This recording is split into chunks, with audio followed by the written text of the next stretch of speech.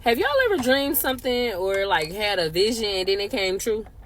In 2017, my mother was killed. But that's not even the crazy part. Like 4 or 5 days before she had got killed, I knew that she was going to get killed. She had introduced me to her killer. And when she introduced me to him, like, the hairs on my arm, because I was hairy, I had laser hair removal, but my arms at the time was hairy. The hairs stood up. I had a bad feeling come over my whole entire body. This was when me and my son dad was still together. And so that night when I was cooking and stuff, I had stepped into the living room and I was like, hey, you know that guy that's with my mom? He's about to kill her. My son dad's like, I don't want to hear that, India. Like, kind of brushed me off. So I went back in the other room and I called my mom's best friend, Tiffany. And I was like, Tiffany, do you know that guy? Do you know his name? Because he's about to kill her. So she only had like his first name. We only had his first name. And it's a website for Michigan where it's called Otis, where you can put in someone's first and their last name and it will bring up them if they are on probation, parole, if they're currently in prison, to look somebody up. But you have to have their last name. They need to change this, because if I was able to put Tim or Timothy in, I would have put up his whole case. Long story short, me and my mom used to talk on the phone every night, like around like 12:30, 1 o'clock. One day, it was like a Friday. I had picked my kids up from her earlier that day or whatever. Around like 4 or 5-ish, she had called me back and was like, hey, can you come back over? Like, she just missed us. So cool. I'm putting the kids' coats on. I'm getting dressed. London is a baby at this time. I'm getting the kids dressed to go back on my mom's house. We live like off of the same main street, basically. She then calls back like, hey, don't come. I'm like, you sure? I already got the coats on. She's like, don't come. At the back and forth, I did not go. She never called me back. And that night, the call time that we usually talk on the phone, she didn't call me either, but I was calling her. Not only was I calling her, but I never went to sleep that night. And around 7 a.m., which is going to it was like 7 or 8 going into Saturday morning. So now we're at Saturday morning. Her best friend Tiffany called me and she was screaming in the phone. And she's like, your mom is dead, your mom is dead. And she was screaming in the phone. So then, we got off the phone. It took me a minute to process it because I had been up all night, for one. I was tired. And at that point, I was just like, it was just, oh, your mother's dead. So cool. Her best friend Tiffany, I call her my auntie, she called back and she was like, she got killed. So at that point, I'm like, oh my God, you know what I mean? He killed her. So, like I said, we live off the same main street. I get there, it's a big crime scene. They immediately put me in the police car and they're like, well, who do you think did this? I gave them 2 names. One, of course, the person that I said that was going to kill her. And then I had gave another name just because I know that this person didn't like her. And it was like some friction with her, the other person. But I knew who had did it. Immediately, I don't know how they found this guy so quick. But they literally came back to the car like the police like, hey, is this the guy? I'm like, yeah, that's the guy. But yep, I was right. That guy ended up killing my mother in her basement and stabbing her like over 50 times. And he got found guilty to it. And that's just... So these are admittedly not my stories. They're my dad's stories. Just a little background on my father. He doesn't believe in ghosts at all. Not even a little. He thinks that is made up. It's fake. And now that I've gotten that out of the way, he has experienced the scariest hauntings I've ever heard about in my life. When he was younger, I would say probably about like 9 to 13, in that age range, he had a friend that started getting into like kind of occult weird things. He started feeling a little bit uncomfortable around this friend, and he remembers 2 really specific incidents with this friend that made him stop hanging out with this kid. One of which was they were at a river with a bunch of other boys, and they were swimming, playing as kids do. And this friend in question was in the water next to my father. And while they're playing, my dad looks up, and standing across the river at the tree line, and this is in rural Canada, like in the middle of nowhere Canada, standing at the tree line is that friend. And he's just staring at my dad, and he just goes like this. Mind you, that kid is next to my dad at that time, so he's seeing two of them. And the other one just turns around and goes into the woods after beckoning my dad after him. I hate that story. It makes my eyes tear up. I hate that story. But my dad, being a child, still hung out with this kid. So he goes over to his house, and this kid is sitting in this big, like, lazy boy recliner chair. And he's sitting there, and he's kind of just staring at my dad while they're talking, acting super strange. And he looks at my dad, and he goes, "I've been in your dreams." And as soon as he says that, my dad hears, like, pounding on the underside of this kid's chair. He's sitting cross-legged in his chair, not moving, and he hears something beating on the underside of the chair. And this kid goes, "I've been in your dreams." And my dad, stone-faced, dead-ass, looks at me and goes, "And the fucked up thing? He had been in my dreams." My father doesn't believe in ghosts. I asked him to explain these to me in, like, a scientific way. He goes, "I was just hallucinating." I was just having a vivid hallucination. Someone asked me what my biggest regret was, and I was like, oh, October 13th, 2023. Like, immediately, October 13th, 2023, I went through the most traumatic event. I remember the date, the time, what I was wearing. I was even with my friend. We were grabbing coffee, and she went through a terrible breakup. Like, a man had just done her dirty. A man had just done me dirty. We were both women scorned, like scorned women. We were sitting there grabbing a coffee, we were drinking, and she starts talking about, like, bucket list things, like things we wanted to do in our life, right? And she was telling me that she's always wanted to cut her hair short, and she had the longest hair, like literally to her waist, and I had beautiful blonde hair, and we were both talking about like changing our hair, and she wanted short hair and I wanted to dye my hair brown. Like, these were two things that we had been talking about for like the past 30 seconds, not even. And then she says, "You know what, let's get it done right now. Let's go to the hair salon right next door. Let's both get our hair done." Terrible decision, right? Like, terrible. These are two irreversible changes, and these are the two biggest changes that women regret the most: dyeing their hair dark and cutting it all off. And we were both like, yeah, this is amazing. We get to the hair salon, we sit down. I swear to you, that woman was our biggest op. The hairstylist was our biggest op that day. She had something, she had a vendetta against us both.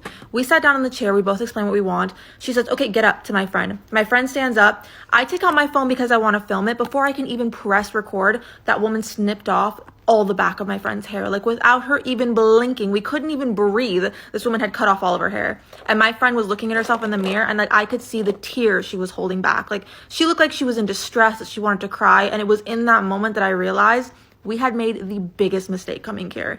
And I knew that I could still change my mind, but she couldn't, because half of her hair was now cut to her shoulders. And she didn't even want it that long or that short. She wanted it to like here. The woman cut it to here. It was crazy. So I'm sitting there thinking, okay, I don't want to go through with this, but my friend is obviously in a terrible situation now, so I'm going to have to go through with it. So I tell the woman that I wanted my hair to be brown, like maybe a lightish medium brown. This woman, again, she's our biggest op. She dyes my hair black, like pitch black. I haven't had black hair since I was 16. And she told, like, she had the audacity, this woman had the audacity to tell me, "Oh, it'll wash out." Spoiler alert, it never washed out. I had to dye, like I had to bleach my hair 3 times to get it to this. And I've lost so much hair in the process, like bleaching.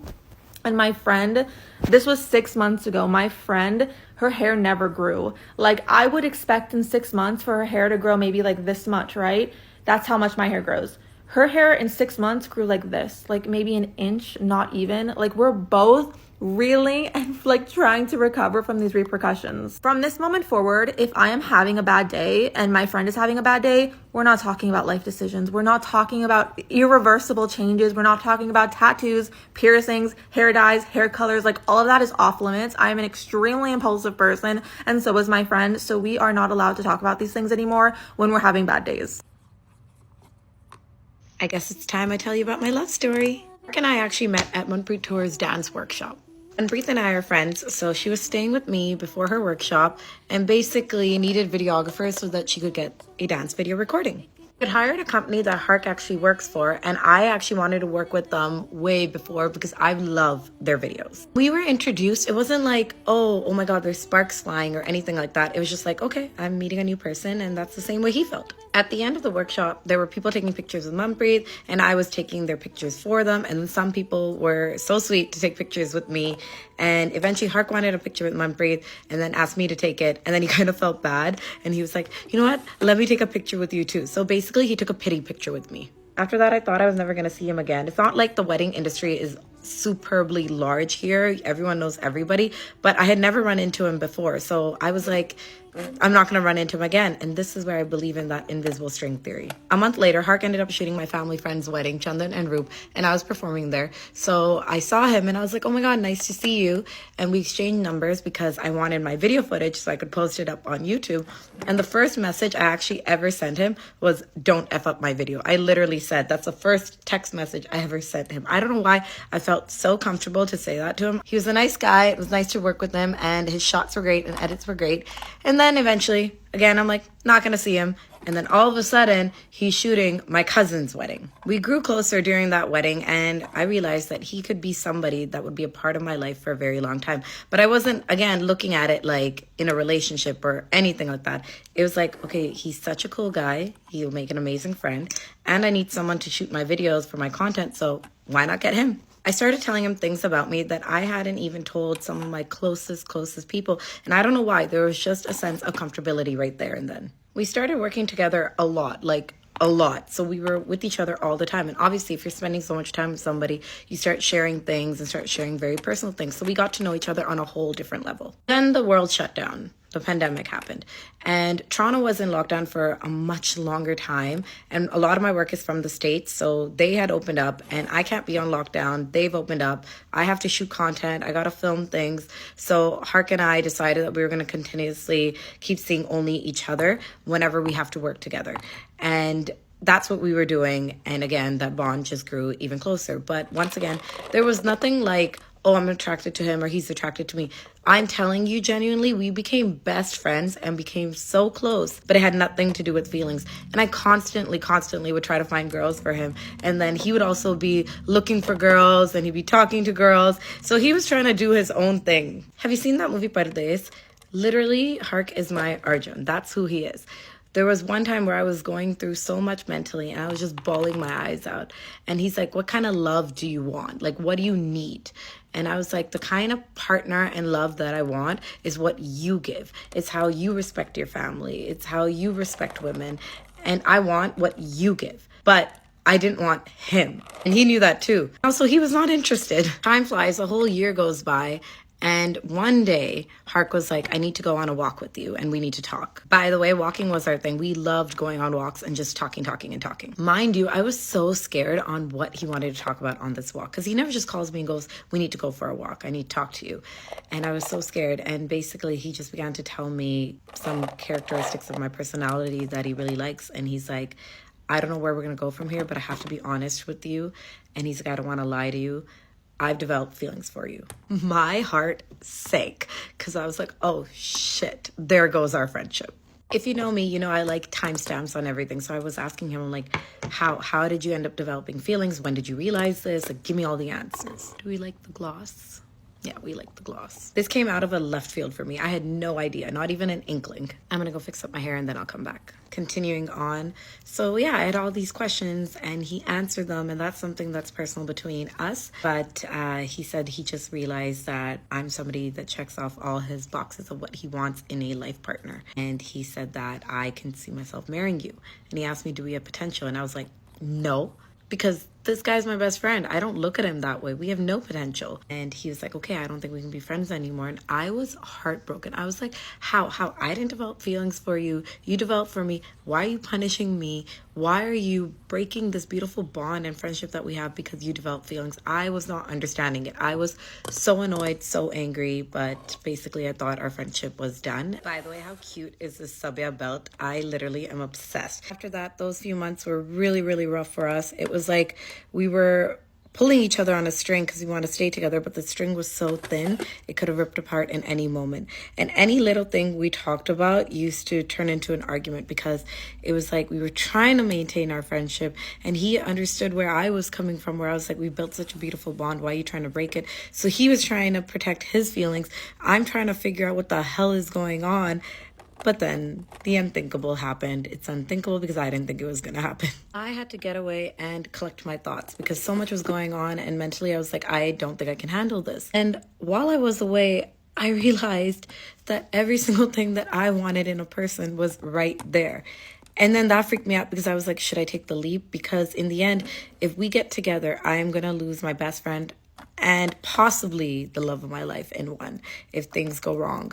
And I was so scared. And he kept telling me, he's like, yeah, but what if you gain that? You gain a best friend and the love of your life. Obviously, I was trying to protect myself. I was freaking out. So I had a lot of emotions that I had to deal with. Because I was in therapy, I started trusting my gut even more. And I finally went, you know what? Take the leap. And I took the leap.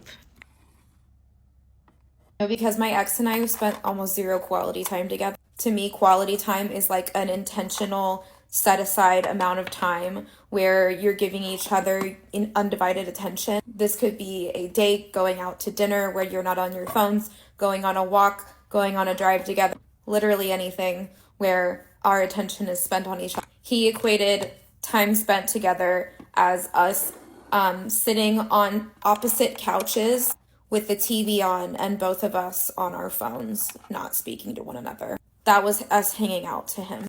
So I would ask if we could go on dates so that we could have quality time, but he believed that dates almost always meant going to dinner. And he always thought that the food was too expensive no matter where we went. It could be $1 sign restaurant, it could be $2 sign restaurant. It was still too expensive, and he would get genuinely upset about the cost of food prices. This was a man making $70,000 to $80,000 a year. So since I knew how much he complained about the cost of food prices, I would ask us to do free quality time dates. So he told me that we could go on walks together. And subsequently, after he gave me that solution, I asked him to go on walks with me, and he always said no. He thought walks were boring. So I would walk my dog about 3 times a week at the time by myself. And one day I invited him to go with me. It was probably like the 10th time I invited him to go with me that month. And he finally said yes. And sometimes I would drive just a short distance, like 5-10 minutes to a cute spot to go walk my dog.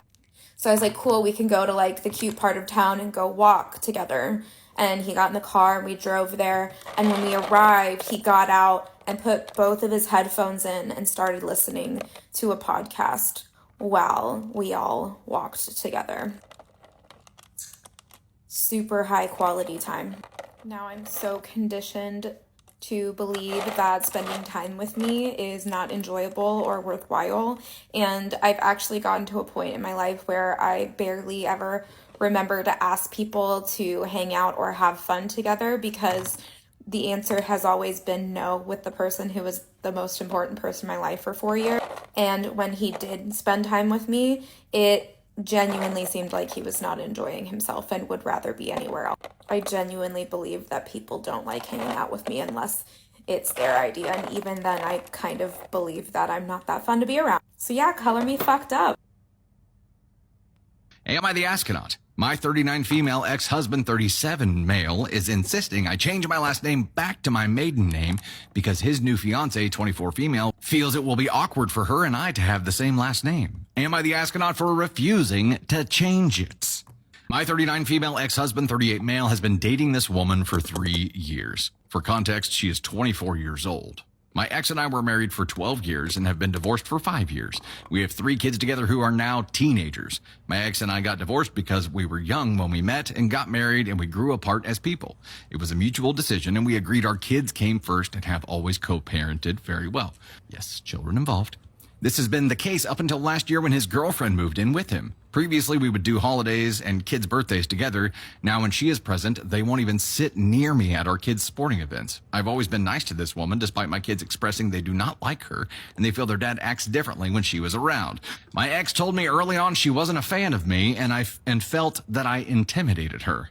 When I asked him for examples of how I intimidated her, he said it's my face, that I have resting bitch face and it makes her uncomfortable. My ex and her got engaged over Christmas, and my kids were less than thrilled, my daughter especially. She feels her dad made a major life decision without even talking to them about it first. My ex called me yesterday saying he is giving me a heads up that I have a year to change my last name back to my maiden name, as his fiance is expressing her distaste and concern for her and I to have the same last name when they get married. I told him we agreed in our divorce that I could keep his last name until I felt the need to change it, and that is what is listed in our paperwork. I also told him I don't want to have a different last name than our kids. He said I'm being unreasonable and refusing to see how this would make his fiance uncomfortable. I told him I can't see it from her side because I'm a grown-up. not an immature child like she is. He told me I could ask anyone about this situation and everyone would agree with her. So am I the astronaut for refusing to change my last name to make her happy? I didn't actually tell my parents. So like I was saying before, my mum was very religious, super strict, and it was very hard to get away with things. She would like read my diary, tap into phone calls, and honestly, I kind of get it because I was a crazy teen. Anyways, I was around 6 weeks pregnant and started getting morning sickness, and I was like, crap, I have to tell her. I really didn't know how to because at that point, every time I would have a conversation with my mum, it would just end up in this huge lecture. So I thought the best way to tell her would be to write her a letter. So I start writing a letter and it's not sounding right, so I try again. Start writing the second one and the same thing, it is not sounding right. Go on to write the third, fourth, fifth one, and it is literally not coming out how I want it to sound. So I give up and I take my dog for a walk. As soon as I get back, my mum's like, get into the lounge room. She's gone through my bin and read the letters. Yeah, girl, I was like...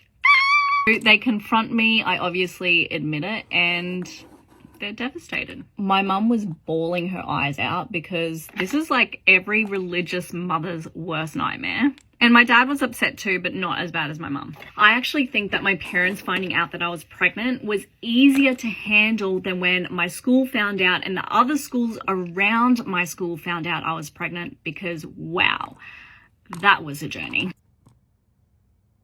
Whoever the fuck taught my almond mother what big back means, there's a special place in hell for you. I get on the phone with my mother this morning and immediately she's like, I heard you said I'm a big back. I'm not a big back, you're a big back. I'm like, okay, well, first of all, it's Monday fucking morning. Relax, bitch, relax. And I'm like, how did you know what big back meant? Like, who taught this middle-aged woman what big back means? And I was like, who taught you that? She's like, it doesn't matter. I just heard that you were calling me big back. I was like, why would I just randomly be calling you big back? I saw this one girl's video and her mom was telling her that she's like off of chocolate as if it's a drug. That's how my almond mother speaks. When she's not eating bread and pasta and sugar, like she's like, I'm off of it. Like I'm off of it. It's so addicting. And it's like, bitch, take a step back. But now that my almond mother knows what the term big back means, it's downhill from here. That woman will call me on a random Wednesday and be like, don't be big back just because she like knows the word and the term and it like really fits into her almond mom lingo. Go look at my Instagram story. It's a photo of her on FaceTime and she's fucking grinning ear to ear. She just discovered the word big back, has used it in so many fucking sentences. To me, by the way, to me. And she's like, oh, I'm just kidding. And it's like, but you're not. Like, you little almond bitch, you're not. We're like talking in the family group chat and we're talking about our Christmas vacation. And my sister says in there, like, mom, you can't comment about the food because like she's an almond mom, so like she likes to do that. And so my sister was like, if I decide I want to get Taco Bell on the family vacation, I'm gonna do just that. My mom was like, I'm not a big back, I would not eat Taco Bell. I'm like, I can't wait for like my future now that my mother knows what big back means. So to whoever taught her, and I think it was Sissy who taught her what big back means. Son turns 1 in 2 months and I'm debating whether I should even have a birthday party or not. I mean, up until this point, it was a no for me, dog. Anyways, for a while, I was just thinking we could go on a trip for his first birthday. In my head, I'm like, Zair's not gonna remember his first birthday, and a trip is kind of like a reward for us for like, you know, being his parents for the last year. I mean, let's be real. Getting through the first year of parenting is a huge accomplishment. So why is it freezing in my house? I need to turn on the freaking heater. What is going on in Texas? The weather is confusing. Anyways, I started thinking to myself, like, he only gets 1 first birthday. And I might only get 2 first birthdays if I only have 2 kids.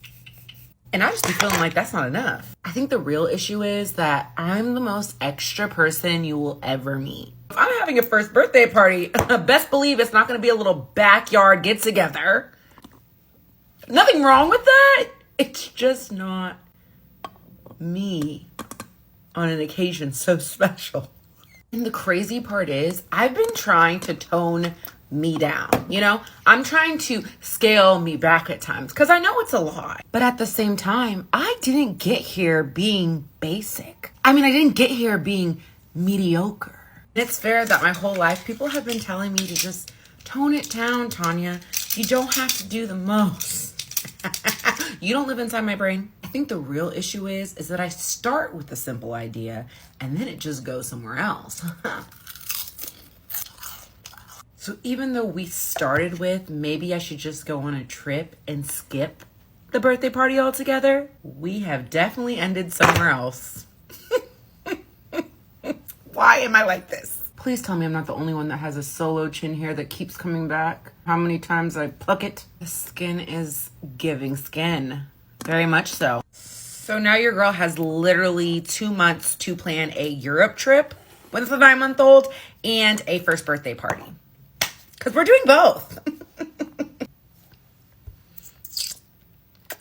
I didn't put myself in this predicament.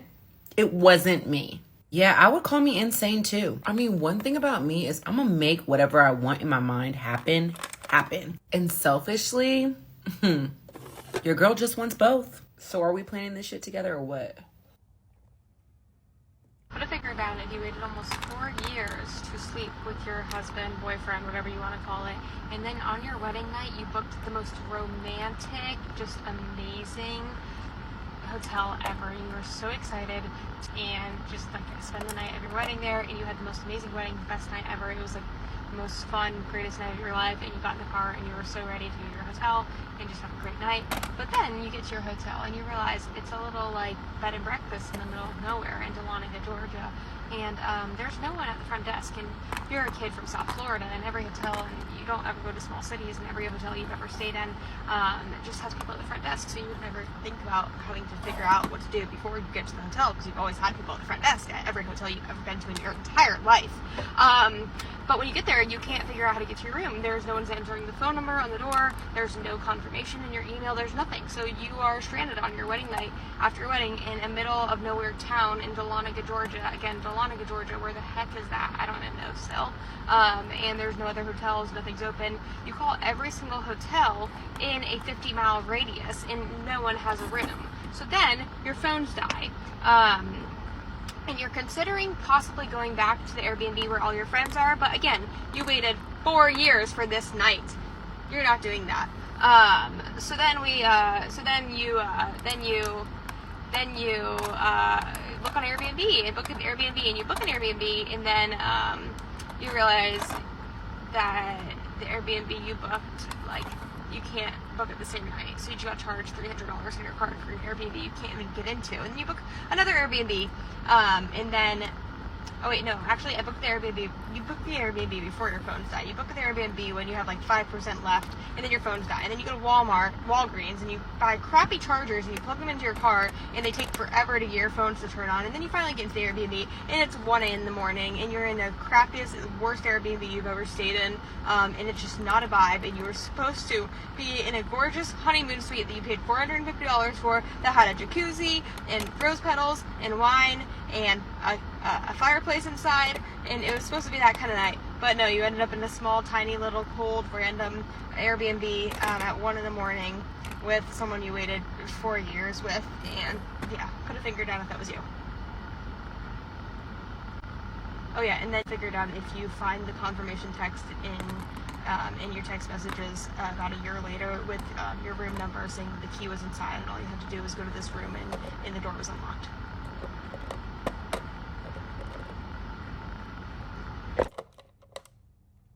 Well, am I the astronaut for announcing our pregnancy at my brother's wedding after he proposed at mine? My brother said he was going to propose at my wedding. I told him no, that it was a day about myself and my wife, and we did not want any distractions. My mom lost her shit. She said that he wanted family he might not see again for a while to be a part of the proposal. I said I did not give a shit, and that if he did it, I would have kicked him out. He did it, and my mom said if I tried kicking him out, she would leave too. I just remember seething inside. My brother got married last weekend. Instead of a welcome to the family toast, I used the time to announce that we are expecting our first baby. My mom was upset, but my grandmother told her to sit down and shut up. We spent most of the reception talking to family we would not see again for a while about our coming baby. My mom says I was an asshole for taking attention away from my brother on his wedding day. She got really mad when I reminded her that she threatened to leave my wedding if I kicked him out after he proposed. I have the screen capture of the text messages. Commenter, what a toxic family. Original P started planning revenge when the brother tried to upstage him at his own wedding. OP responds, oh, I absolutely did. Fun fact, my wife is not pregnant.